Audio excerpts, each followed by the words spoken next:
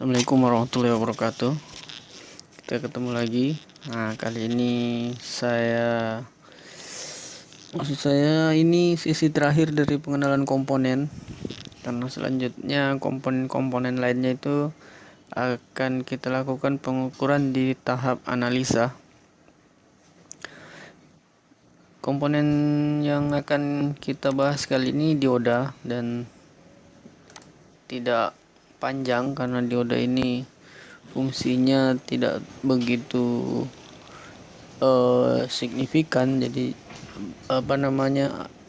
komponennya juga tidak terlalu banyak di mainboard. Cuman ini harus saya perkenalkan juga. Dioda ini lebih berfungsinya sebagai sebagai konduktor atau penerus tegangan. Jadi gambar dioda itu seperti ini nih. Gambar arah anak panah ini. Nah, dia dari dua sisi ini, dua kaki.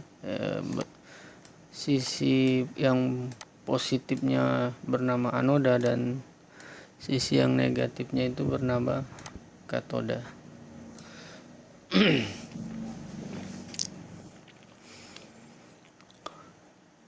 Jadi sifat dari anoda ini adalah menghantarkan arus listrik.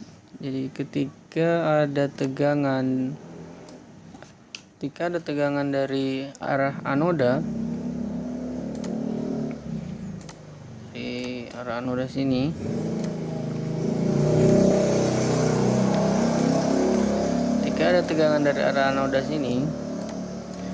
maka fungsi fungsi dioda ini hanya meneruskan arus tersebut. Jadi tidak ada fungsi lainnya, dia hanya meneruskan arus tersebut. Nah, jadi dari anoda ke katoda. Jika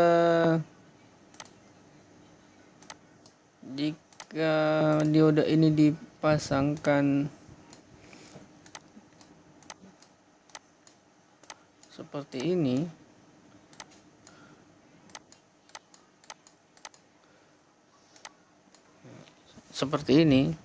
jadi dia sebagai isolator atau penghambat.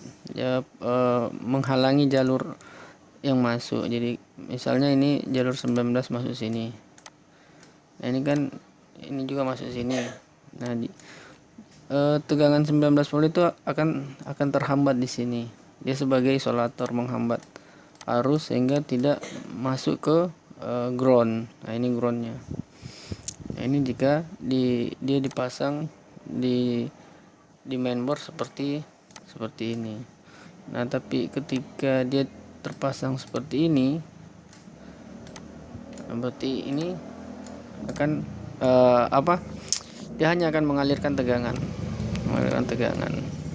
Jadi dia fungsinya sebagai konduktor jika terpasang seperti ini, dan sebagai isolator jika terpasang seperti ini.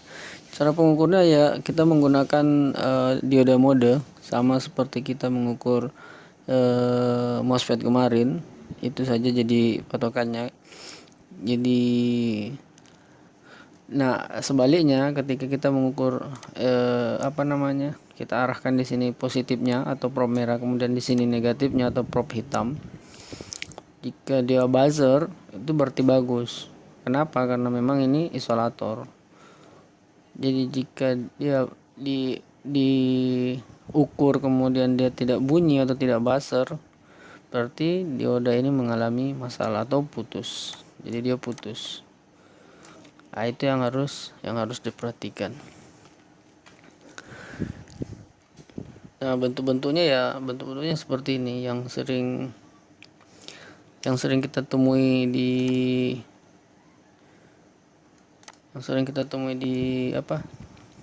di mainboard ya. Ini, kemudian ini